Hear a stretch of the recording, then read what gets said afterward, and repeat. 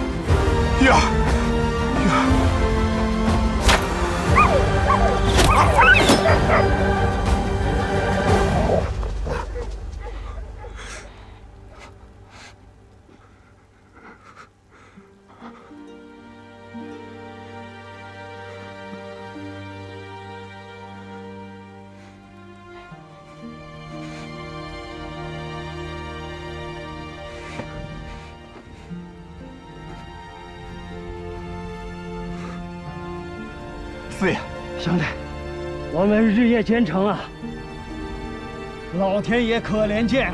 你平安无事，那就太好了。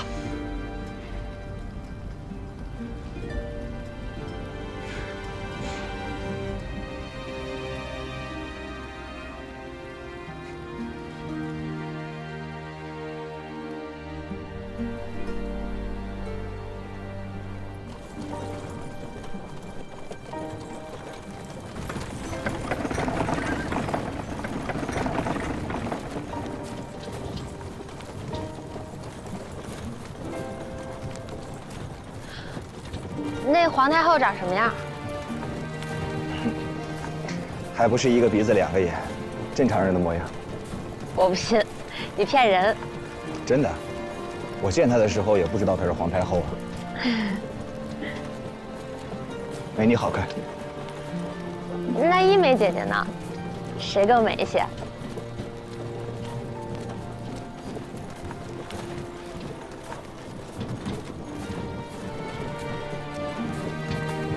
对不住啊，谷大哥，我忍不住要问一问。啊，没事儿，她好不好看，跟我都没关系。她选择了自己的路，不过有时候想想，还挺羡慕她的。为何？那条路她认为对，就那么走了。人这辈子，不狂一次对不住自己。谷大哥，这是英雄好汉的话。我被人整成这个样子，还英雄好汉呢。你呢？还是跟四爷在跑马？对。嗯。没成想，到京师听说你也在。哎，李钦让我告诉你，让你莫去京师了，说那儿人对你不好。不去京师，我那么多枪卖给谁？这天底下除了你和常四爷，没几个是真的对我好。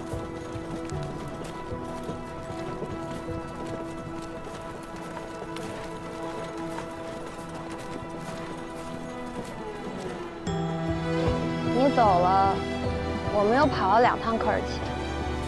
出城的时候，我在想，这条路过去你走过；到草原上的时候，我又在想，那时候我们打仗，被骑兵围了，你说想不到我们俩竟然要死在这儿了。如果是那时候死了，岂不是太开心了？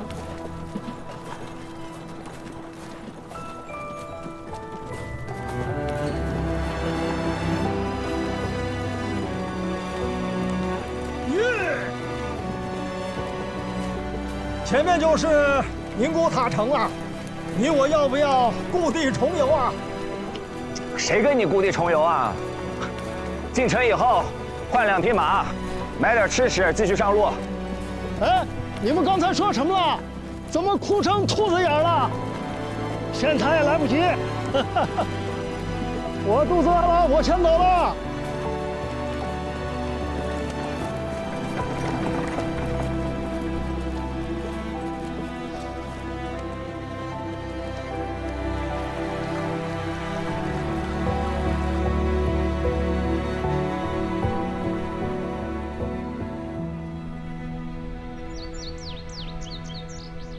郭兄弟，我和玉儿就不入京城了。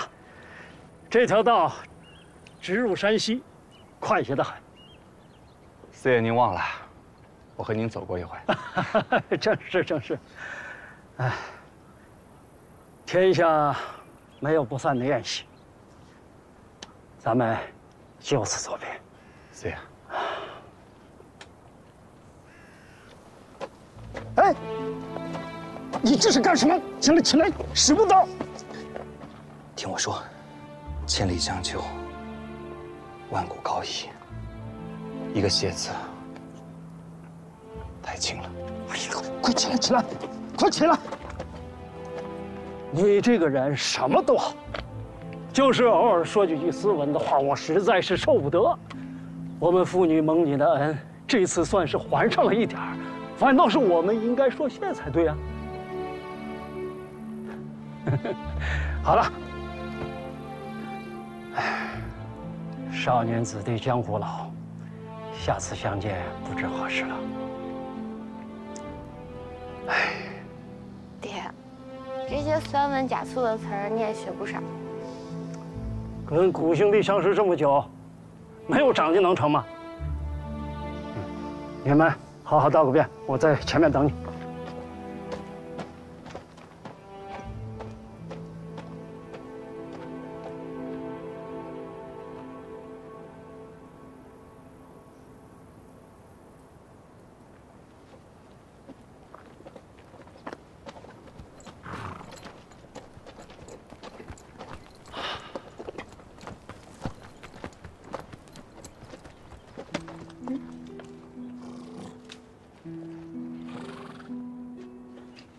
玉儿，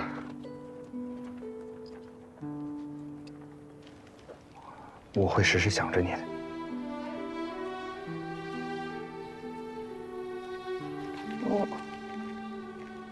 你莫要惹我，你一会儿让爹看笑话。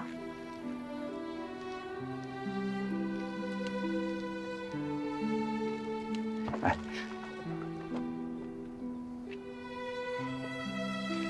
要不我送你们回山西啊？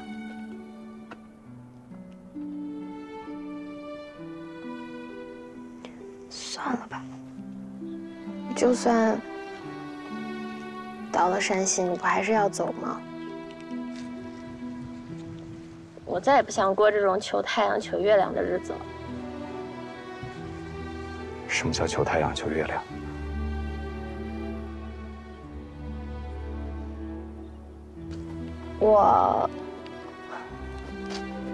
我求太阳走得晚一些，我就能陪你陪得久一些。我又求月亮走得早一些，这条路最好永远都不到头。可天底下的路不总得走到头吗？到头了，不就要分手了？就算去了山西，那也不是天涯海角。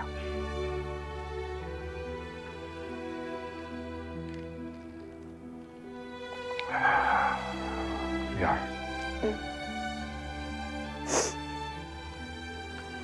我知道我亏欠你很多，对不住。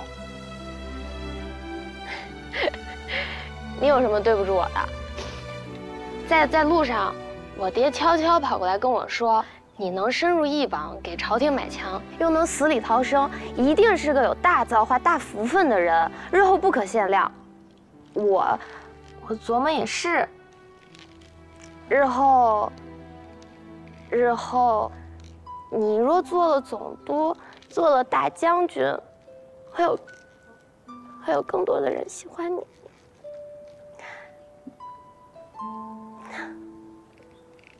那还能天天跟我配不是？你也是好笑，什么总督大将军，我想都没想过。你别笑话我了。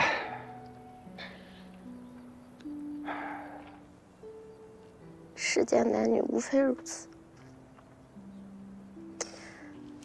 既入江湖内，便是苦命人。若是能落个刻骨铭心，这是我修了几世的福分。我要是再不知足，老天爷都要怪我不识抬举了，是不是？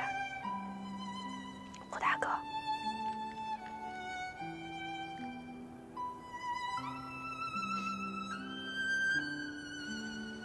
你好好活着，做让你开心的事儿，就是我最大的心愿。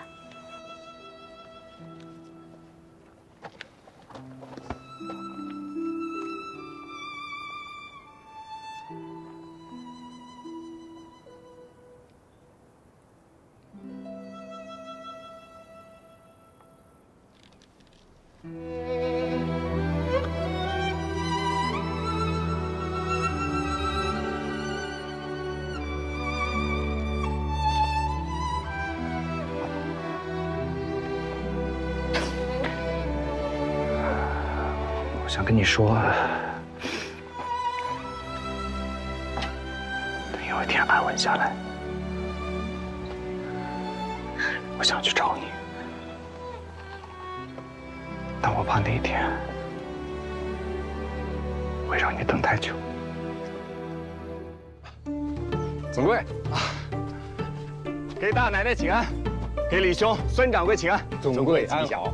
哎，我呀，今天从福建带了大红袍母树的2两好茶，喝酒前咱把它先造了。五兄弟怕是饿了，咱们先吃酒后喝茶。好，他饿不饿的我不知道啊，可是我馋这茶可不是1天2天了啊。你说这一把年纪都沾上，哎不，我是托总柜的福。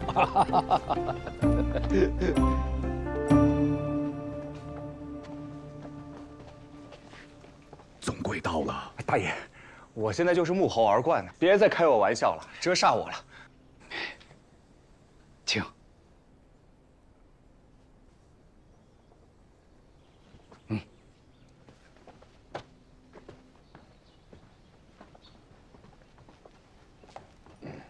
他能说出4个字来，就算行大礼了。我这辈子净听他俩字蹦，是不是残废？滚！哎，你听听。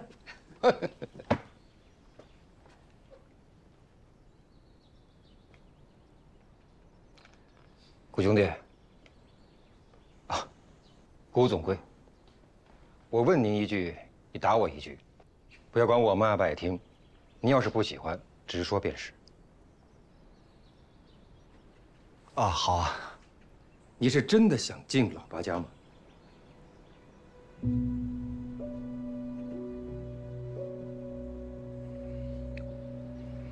我不想进。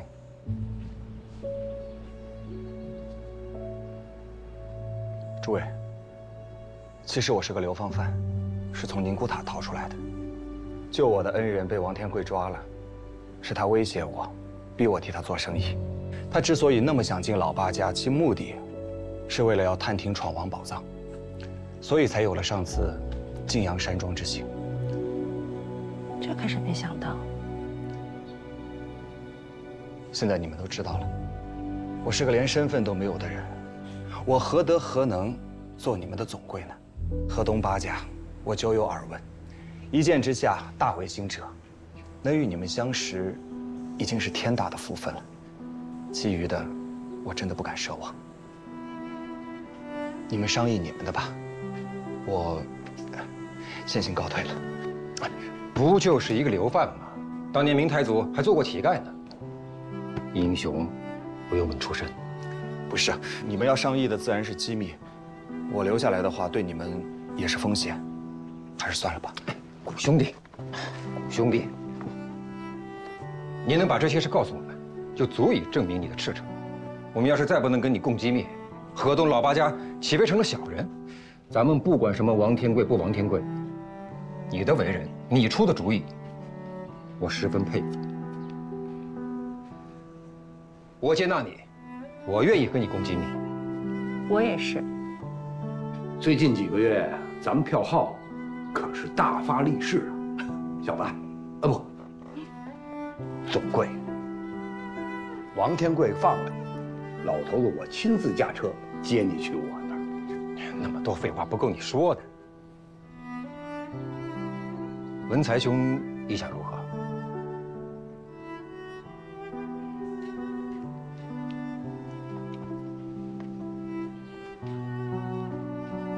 总归。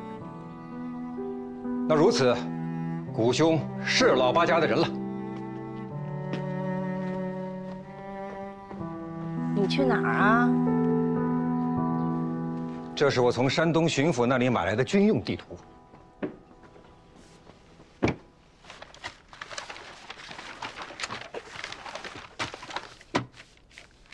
哎，王爷的兵现在已经到了这儿，山东与河南交界之处，曹州。你是想借刀杀人啊？王爷的马队可是所向披靡，战功卓著，那些没有刀枪的义军又如何应付？他们本来都是些可怜人，如果不是被没收了土地，居无定所，谁会低落着脑袋去吃造反的饭啊？如今让他们面对百战之师，别到时候借不着刀，反伤了性命。咱们不是给过义军钱吗？而且不止一次啊！这把刀锋利不锋利？钱是磨刀石。怕总归听不明白，我们行商送货，跟所有地面上的人都打交道，义军首领也跟我们交好。钱是磨刀石，这话不错。你有什么打算？我这次让河北的商铺在草原上弄了2000匹马，走运河，送到山东，用马队把整个山东的义军联合起来，团团围剿。哎，我不懂兵法啊，我只告诉他们一句：别让那个王爷活着出来。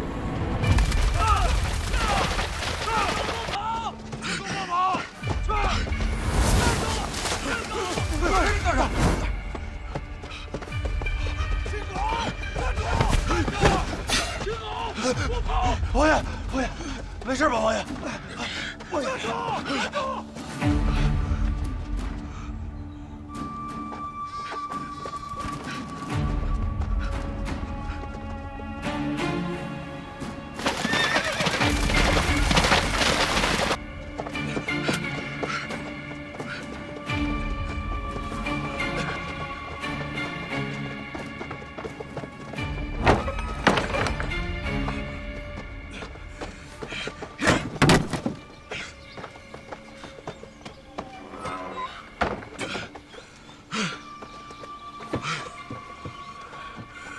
护卫部队都到哪儿了？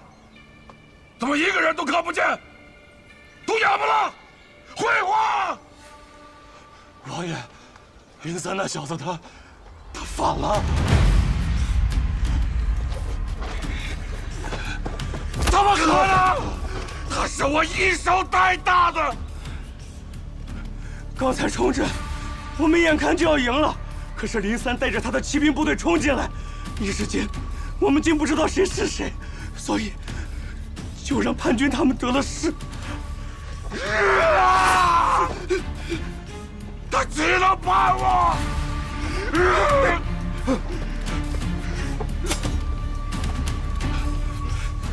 王爷，叛军的火器和骑兵比我们更深，林三背后定是有人支援。我等先护送王爷撤走吧。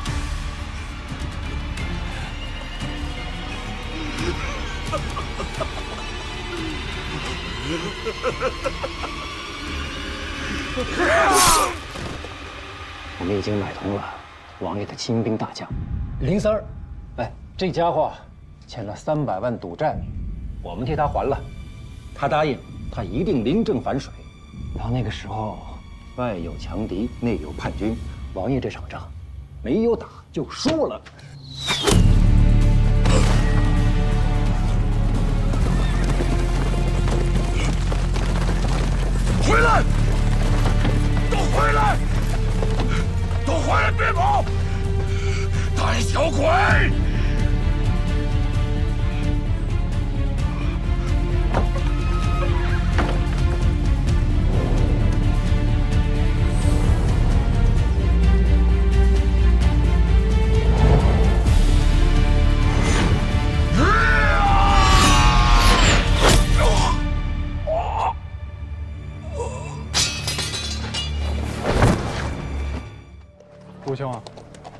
你现在是古大掌柜的山西票号的第1红人，羡慕啊！我只是个唱戏的，当不得真。现在除了这身衣裳，连个身份都没有。你就是缺个身份，可我除了身份，什么也没有。这次大家各为其主，你莫怨我。我不怨你，怨你我就不来了。其实我盼着你赢我爹，他跟官儿走得太近了，老拿权势欺人，不是正道。你是这么想的？嗯。可是我也很矛盾，我就想好好做个商人，好好的经商。可是有我爹这种人在，我就觉得我赢不了。你能这么想，我很高兴。可是究竟哪一条路是对的？你问我也是问到于盲了，我哪算什么真正的商人？你还不算商人，老八家那些老狐狸能白白捧你做总柜？有话不说可就不仗义啊！行啊，还记得上次我与你说的道兴吗？天下百工百业，士农工商，不乏佼佼者，更有人可以扬名于万世，不为读书人。就好像影视有陶谦，木匠有鲁班，咱们做生意的有白圭范蠡。他们能做出那么大的成就，应该就是孔夫子说的“近乎于道”。那么这个道究竟是什么呢？它是一个道理，一条道路，还是可以囊括天下万事万物的一个宝藏？我常常夜不能眠，在想这其中的秘密。想不到古大掌柜的还是个求道之人啊！流放犯古平原，读书人古平原，还是现在的古老板，到底哪个是真，哪个是假？又或者都是真，或者都是假？你就别给我打哑谜了。既然学着经商了，我就在想，商之意图，大道何在？古人说大道至简，那就应该是最基本的道理。最基本的，无非是信和义两点。人至诚则至信，至仁则至义。所以经商之人要把诚信和忠义当作生命去捍卫。这话说着有些迂腐了，但一旦做到极处，就好像今日这样，老八家凭借其信誉，白条入账，头寸调度越发灵活，而天南海北的银子因其守信，因其便利，被源源不断地存了进来。这就是信义可行于世的证据。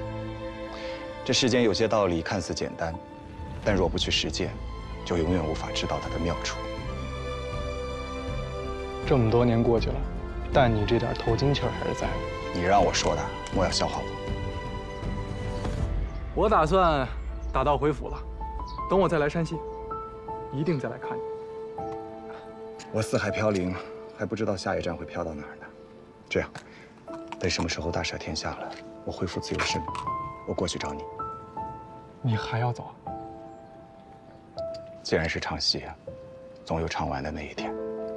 我暂留在这里，还有我要救的人。走了。这。顾兄，不过一定会有人记得，咱们大闹平遥城，城门当、上门当、佛门当，让这平遥所有的票号、银号一概低头，真是痛快。一定会有人记得的。